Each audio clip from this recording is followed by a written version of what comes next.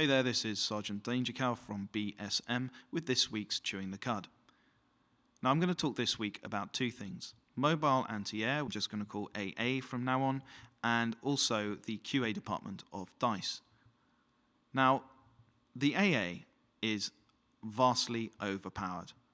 I'm not exactly elite jet pilot, I put myself somewhere between Big Bird and Emu, but I do notice that the ability of the AA to reach out and destroy any aircraft in such a massive range is extremely irritating. Now, if you played BF3, you will remember maps like Firestorm and Karg. If you flew jets, you were able to fly behind the mountains and away from the AA's lock, and sometimes even away from the missiles. In BF4, that has been almost completely eliminated, it seems. And the map sizes, combined with the lack of ranges or things for you to hide behind, does make it very difficult to be an effective jet pilot. It also means that the range of the AA and the power it has in its guns and its missiles is much more potent. Taking Lankham Dam as an example, the AA can sit in spawn, and often does, and I'm not going to even go into the PTFO ability of those players, and just blats away at anything coming over the opposition's spawn point. Now that alone is a massive indication of how OP the range of the AA is. Now that range is compounded by the fact that the map design is very small in terms of size, and there aren't much in the way of mountains or obstructions to hide behind to break the lock of the AA.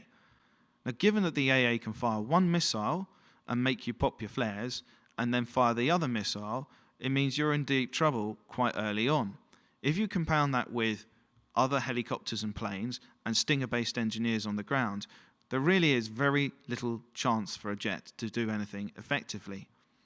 Now, my philosophy in Chewing the Cud is to try and offer a solution as well as talk about the problems that have arisen.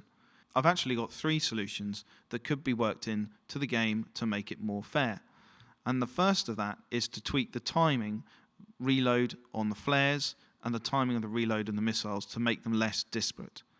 The second is to increase the map size, to allow the jets to run away more effectively and with more ease from the AA. And the third is the most complex, and is based upon what they did in BF3 with mortars. If you played BF3, you will remember that mortars used to be able to be deployed in your safe zone, and in the same map, this produced a bit of a problem, because people would deploy them in their safe zones, be untouchable, and be able to hammer both the bridges, which were the effective choke points. What they did to remove the problem was to remove the ability to deploy your mortar in the safe zone. Now, I wondered if it was possible to do something similar with the AA, make it that you couldn't fire your guns unless you were outside of the safe zone. This is probably the hardest of the 3 to implement. It might not even be possible. But the thing is, it is a potential solution. And that brings me on to the QA of DICE. These guys are getting a bit of a beating recently.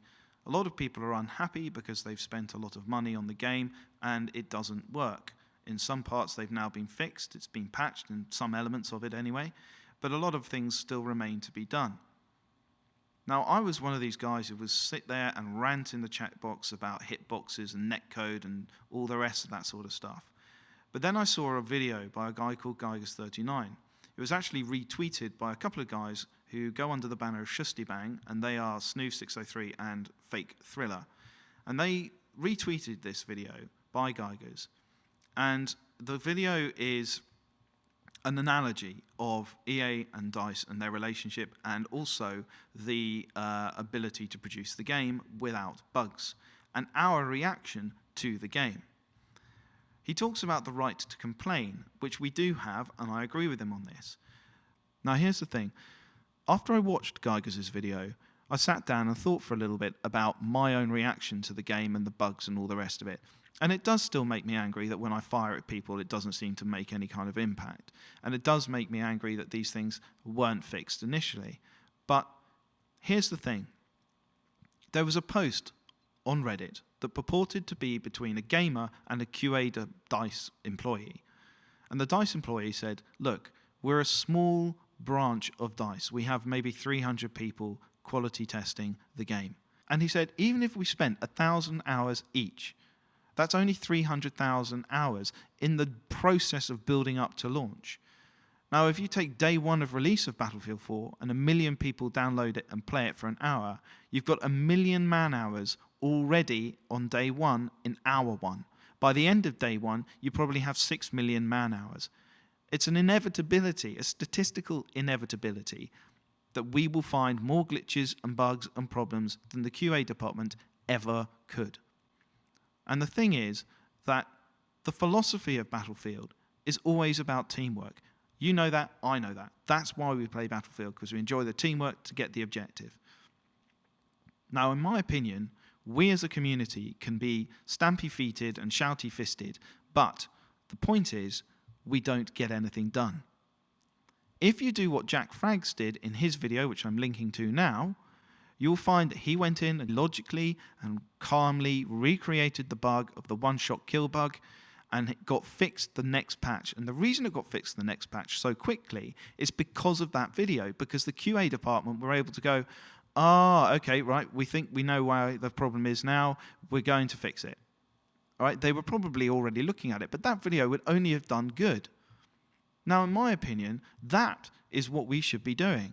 We should all be saying, I've found a bug, I'm going to go and recreate it, put it in a little video, and link it to DICE in Twitter, Facebook, whatever. Get it out there, and they will see it. And I'm going to tell you what, if you walk into a shop with a pair of jeans that is busted, and you start shouting and screaming and kicking things over and calling people all names under the sun, you're just going to be thrown out of the shop.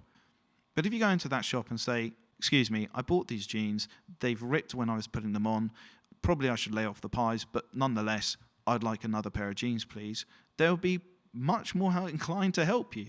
It's the same here. The QA guys need our help.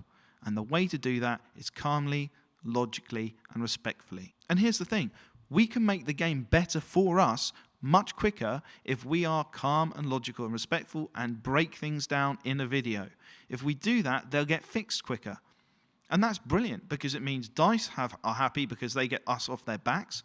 We are happy because we have a good game. And it's win-win. So there we go. That's my thoughts on that.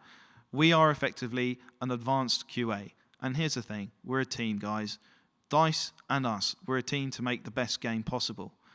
I know that sometimes we get frustrated with DICE's decisions, and I know that sometimes the things they do make us kind of go, oh, for God's sakes. But in this respect, if nothing else, we can make the game better, and we should be trying to do that as much as possible. Well, that's it for this week's Chewing the Cud. If you want me to give some thought to a BF4 issue, please tweet me at Sergeant DangerCow or leave a comment below. This week's recommended channel is the aforementioned Shusty Bang, who do some great weapon reviews and other BF4 related videos, as well as some funny stuff as well. Thanks for watching, and I'll see you on the battlefield.